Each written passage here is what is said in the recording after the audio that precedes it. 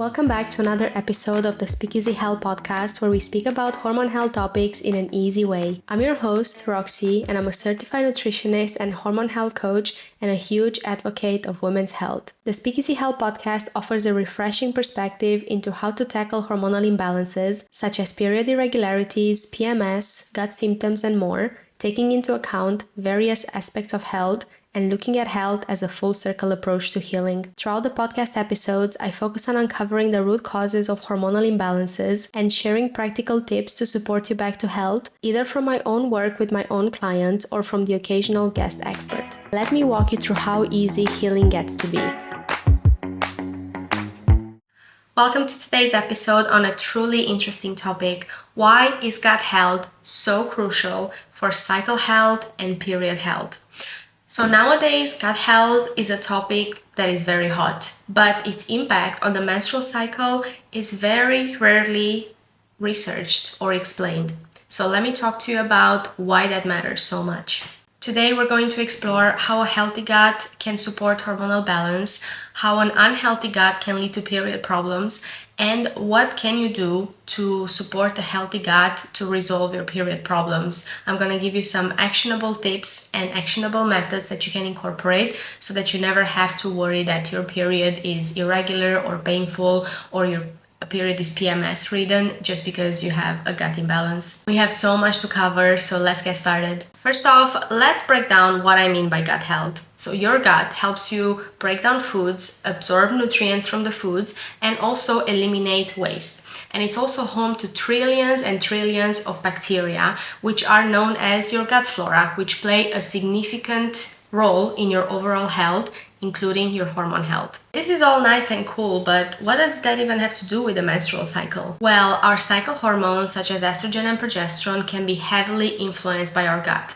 Your gut has a portion called the estrogen, which actually helps eliminate excess estrogen and also plays a part in reactivating estrogen in the body that is circulating, which in most cases we don't really want. To give you an idea, too much estrogen can lead to a lot of unwanted symptoms such as cyclical headaches, excess histamines, period pain, heavy bleeding, clotting, as well as other symptoms that are not fun to have, right? They don't really sound fun. So to avoid that, we need to first repair the portion of the gut that is damaged, depending on what damages it, and we'll go into it in a second on the potential or the most common things that can damage a gut, and then maintain it like that so that doesn't happen anymore. So now that we know how your gut health impacts estrogen, let's have a look at how it impacts progesterone. In my opinion, gut health doesn't directly impact progesterone, but it impacts ovulation. And you may or may not know this, but you only produce progesterone if you ovulate in a month. And perhaps the better question to ask here is how gut health impacts ovulation, and then subsequently how it impacts progesterone. And I think gut health impacts ovulation in two ways. When we have an unhealthy gut, let's say that you have leaky gut, or perhaps you experience more bed bugs in proportion to the good ones, that can trigger low-grade inflammation throughout the body. And what that does is it can disrupt hormone balance and signaling in a menstrual cycle. The signaling of hormones in a menstrual cycle goes like this. When we start bleeding, which is in the menstruation phase, that signals to our body to start producing a hormone called FSH. FSH is follicle stimulating hormone.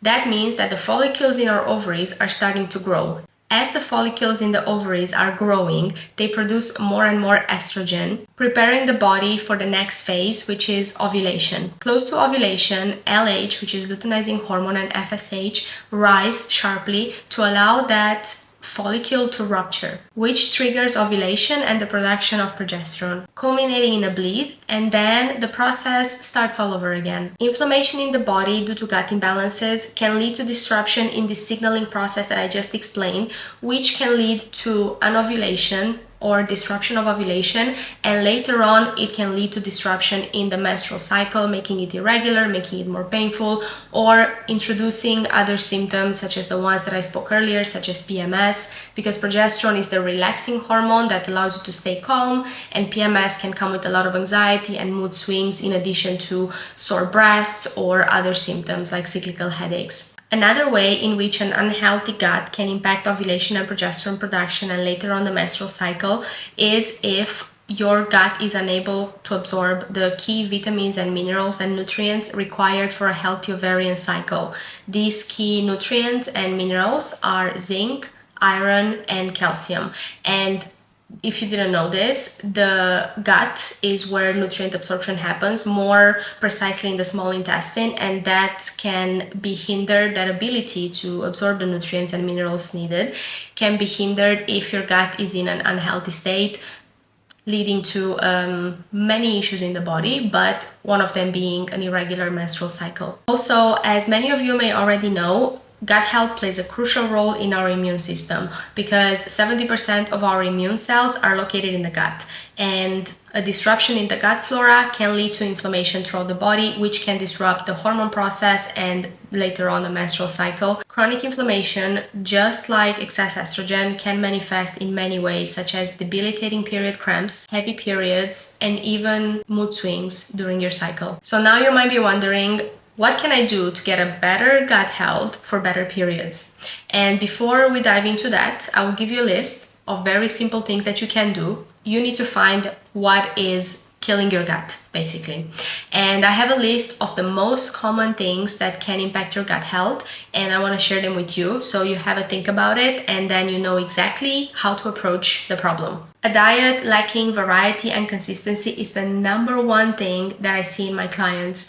Too many ultra-processed foods, too many foods that people think are healthy, such as soy-based fake meats and stuff like that, and not a lot of variety. And also not enough fiber or too much fiber all of a sudden, and your gut is not feeling prepared, and then you bloat a lot and it's painful, and then you go back to ultra-processed foods because they don't contain the fiber, so you don't feel as bad for it. So that's mistake number one. Number two is the birth control pill. Together with other highly inflammatory foods such as alcohol or foods that you're sensitive to, these can cause a lot of inflammation in the body because of something that is called the leaky gut, which I mentioned earlier. Leaky gut happens when food that is supposed to stay in your intestines go outside, and that triggers an immune response.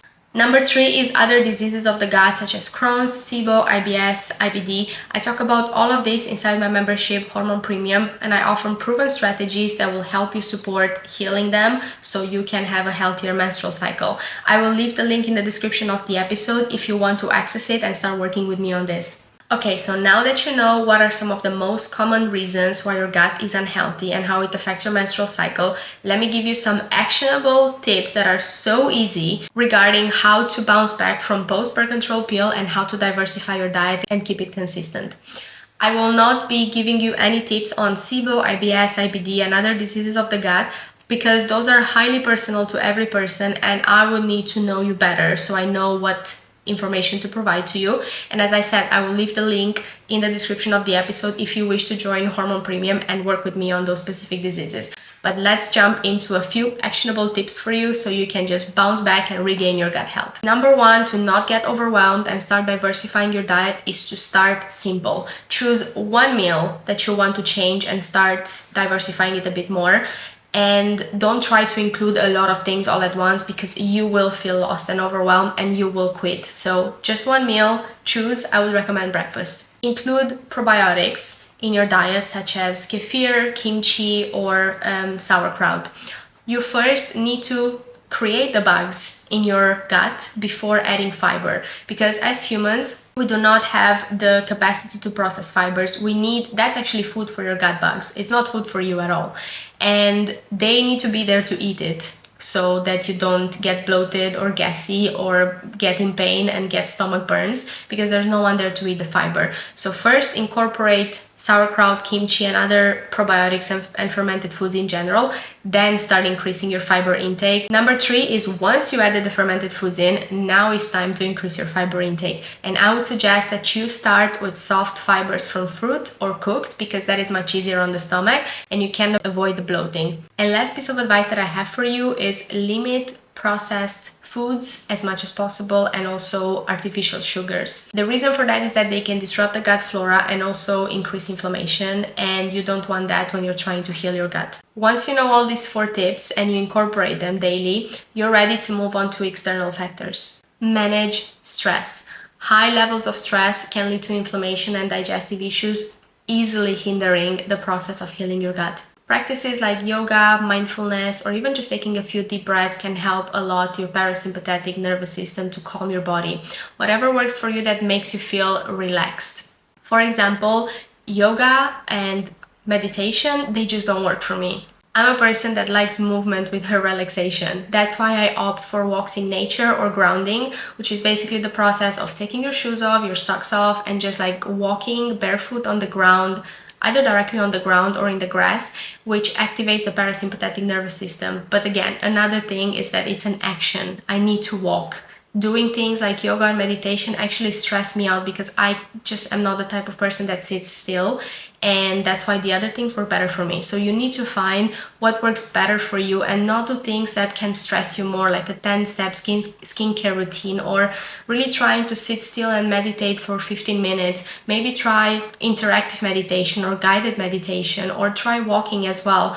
Or if yoga and meditation and breathing works for you, that's very good. You just really need to understand what makes you feel relaxed, what gives you that feeling that you're sinking in and your body is just like getting a warmed wave, and you can just like, your breathing feels delicious, if that makes sense. Like you're so relaxed that breathing feels like a mini orgasm. The bottom line is, if it accelerates your breathing and makes you think, I can't wait for this to be over, that's not the thing that relaxes you, and you need to find something else. And finally, if you need more help in your hormone healing journey and your gut healing journey to support your menstrual cycle better, you can reach out to me on Instagram, which I'm gonna leave in the notes of this episode, or join Hormone directly and book your kickoff call and we can start working together. And remember this, supporting your period and your gut back to health gets to be simple when you have the right strategy. If you enjoyed what you learned on the podcast today, please leave a review and give me your honest opinion, because I always aim to improve and talk about topics that you find interesting and helpful. And if a friend popped into your mind while you were listening to the podcast, make sure you send them the episode so it helps them. And lastly, don't forget to subscribe so you'll be the first one to know when a new episode comes out. See you next episode.